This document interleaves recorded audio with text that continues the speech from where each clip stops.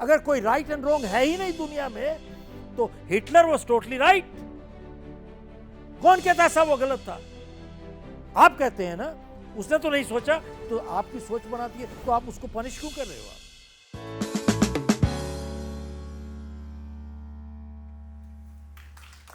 साहब, मैं अपने प्रोग्राम, लीडरशिप प्रोग्राम तकरीबन 20 कंट्रीज में करता हूं, तो अक्सर मेरे से लोग पूछते हैं कि क्या आपको कल्चरल डिफरेंसेस दिखते हैं लोगों में?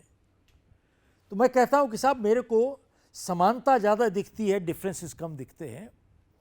लेकिन जो डिफरेंसेस दिखते हैं they are basically surface issues, वो ऊपरी ऊपरी इश्यूज हैं, लेकिन जो बुनियादी तौर पे सेम चीज़ दिखती है। जैसे कि वैल्यूज़ आर सेम, ईमानदारी, इंटेग्रिटी का मतलब सेम है न्यूयॉर्क में, न्यू दिल्ली में, न्यूजीलैंड में। जो मुझे कल्चरल दिखता है, जैसे कि थम्स अप साइन जो वेस्टर्न वर्ल्ड में है, इसको कहते हैं encouragement, you are on track, keep going. But thumbs up sign Middle East में कहीं दिखा दीजिए, कई जगह पे ऐसा है, आप ऐसा करते हैं, आपने मेरी बेइज्जती कर दी, अंगूठा दिखा दिया, इसको कहते हैं कल्चरल। इंडिया में we worship the snake and the rat, ये कल्चरल है। सिंगापुर, चाइना में number 4 is considered unlucky death, that is cultural. लेकिन ईमानदारी और इंटेग्रिटी की परिभाषा बिल्कुल सभी जगह पर सेम है, कभी मैंने बदलाव देखा ही नहीं। अब जब भी हम वैल्यूज की बात करते हैं, सिद्धांतों की, मैं अपने वैल्यूज और आपकी वैल्यूज की बात नहीं कर रहा हूं।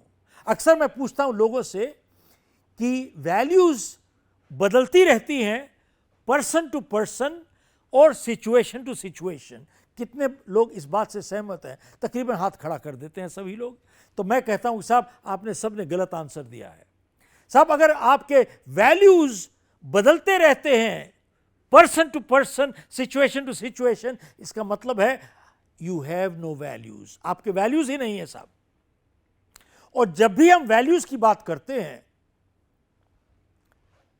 हम अपने और आपके वैल्यूज की बात नहीं करते, सिद्धांतों की, हम करते हैं universal and eternal values. Universal का मतलब है ये क्रॉस कंट्री को क्रॉस करते हैं, कल्चर को क्रॉस करते हैं एंड रिलीजियस को क्रॉस करते हैं, दैट इज कॉल्ड यूनिवर्सल।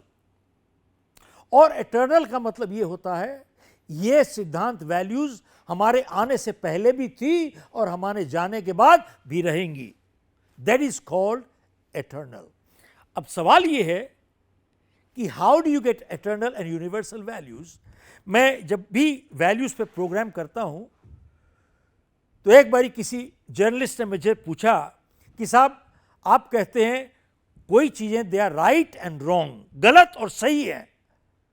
तो मैंने कहा साहब, मैं कह रहा हूं। लेकिन वो कहते हैं कि साहब, आपने कभी शेक्सपियर को सुना है? वो कहते हैं नथिंग इज राइट और wrong, your thinking makes it so. कोई चीज सही गलत नहीं है, आपकी सोच उसे बना देती है।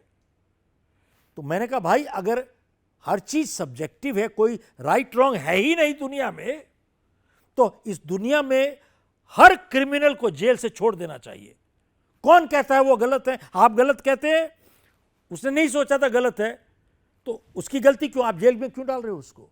अगर कोई राइट एंड रॉन्ग है ही नहीं दुनिया में, तो हिटलर वाज टोटली राइट। कौन कहता था वो गलत था? आप कहते हैं ना, उसने तो नहीं सोचा, तो आपकी सोच बनाती है, तो आप उसको पनिश क्यों कर रहे हो? आप साहब, ऐसा है, जो भी काम हम करते हैं, चाहे किसी व्यापार में, बिजनेस में, हमारे कुछ क्वालिटी स्टैंडर्ड्स होते हैं हर चीज में। अगर नहीं होंगे तो क्या अब हम हासिल कर सकते हैं? Answer is no. अब सवाल यह है कि हम वैल्यूज को कैसे यूनिवर्सल और एटर्नल बना सकते हैं या आइडेंटिफाई कर सकते हैं। एक छोटी सी कहानी आपके साथ शेयर करता हूं। एक बुजुर्ग महिला थी, उसके दोनों हाथों में ग्रोसरी के थैले पड़े हुए थे। वो बस की इंतजार कर रही थी और उसके पीछे और सो एक बड़ा लड़का, वो भी बस का इंतजार कर रहा था। बस आई, दोनों बस पे चढ़ गए। बस फुल थी एकदम। सिर्फ एक सीट खाली थी पीछे। तो ये बुजुर्ग महिला बढ़ी वो सीट लेने के लिए, तो ये लड़का पीछे से आया, उसे जोर से हाथ मारा इस महिला को, और महिला गिर गई और इसने 2 कदम लेके वो सीट ले ली। और महिला के ग्रोसरी के बैग सब गिरे पड़े थे, और ये लाचार लेडी वहां पर गिरी पड़ी थी। अब बस में बहुत से पैसेंजर्स थे,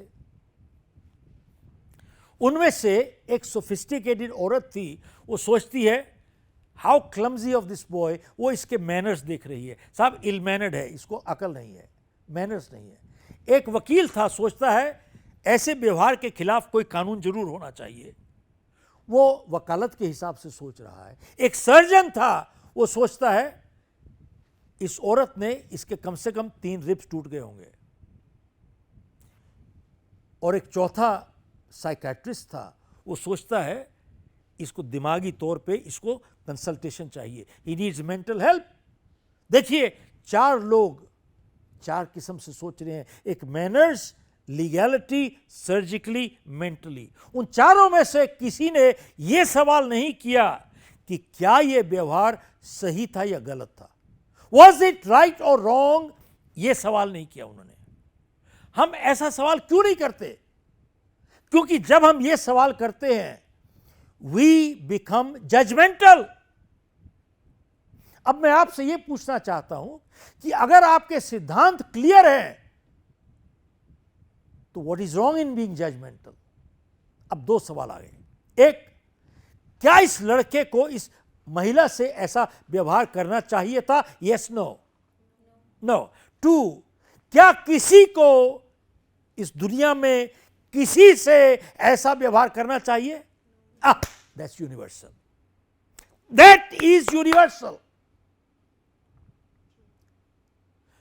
साहब देखिए, सिद्धांत उसूल क्लियर करना इतना मुश्किल नहीं है, हम लोग करना नहीं चाहते, इसलिए क्योंकि हम में हिम्मत और गुर्दा नहीं है सच्चाई को फेस करने का। उसूल क्लियर करना मुश्किल नहीं है। जानते हो, हर डॉक्टर जो ग्रेजुएट करता है, पास होता है, उसको एक ओथ लेनी होती है, हिपोक्रेटिस की ओथ। कितने साल पुरानी है हिपोक्रेटिस की ओथ? 2000 साल पुरानी। आप लोगों में से किसी ने पढ़ी है क्या? अगर आप जाके पढ़ें, सिर्फ 6 लाइन की ओथ है साहब। अगर ईमानदारी से हिपोक्रेटिस की ओथ पढ़ी जाए तो क्या उससे ज्यादा वैल्यूज चाहिए आपको? ओथ में लिखा है अपने पेशेंट का हित आपसे सबसे ऊपर होना चाहिए।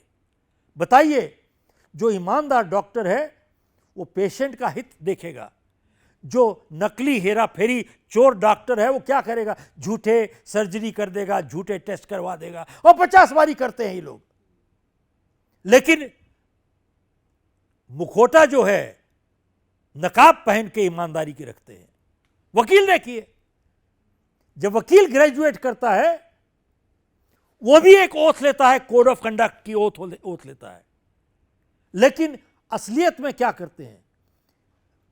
वो मुर्गा पकड़ता है, उसको निचोड़ता है, उसको डेट लेता है 25 साल की, ताकि उसका मरण कर दे। वैसा यही सीखे सब। एक जज लेता है, जब जज पोजीशन लेता है उसको ओथ लेनी होती है। कितनी लंबी ओथ होती है? 4 lines. IAS officer, IPS officer, member of parliament, हर एक को एक ओथ लेनी होती है। कितनी लंबी ओथ होती है? 4 लाइन। क्या उससे ज्यादा हमारे को वैल्यूज क्लियरेंस चाहिए? उसे बड़े सिद्धांत चाहिए क्या? साहब ऐसा है, वैल्यूज क्लियर करना इतना मुश्किल नहीं है, लेकिन क्लियर करने के बाद उसके साथ जीना वही मुश्किल है। इसलिए हम उसको फेस नहीं करते और ना ही करना चाहते हैं। हमें हिम्मत नहीं है। साहब, जिस दिन हम ये समझ जाएंगे कि अपने सिद्धांतों के साथ हमको टिके रहना है और उनके साथ समझौता नहीं करना, उसी दिन ये देश आगे बढ़ेगा। अब किसको मालूम है कि 6 महीने के बाद जिस दिन नेक्स्ट डे प्रोग्राम हो रहा है, उस रात को क्या 104 बुखार नहीं होगा आपको? कौन सी गारंटी है?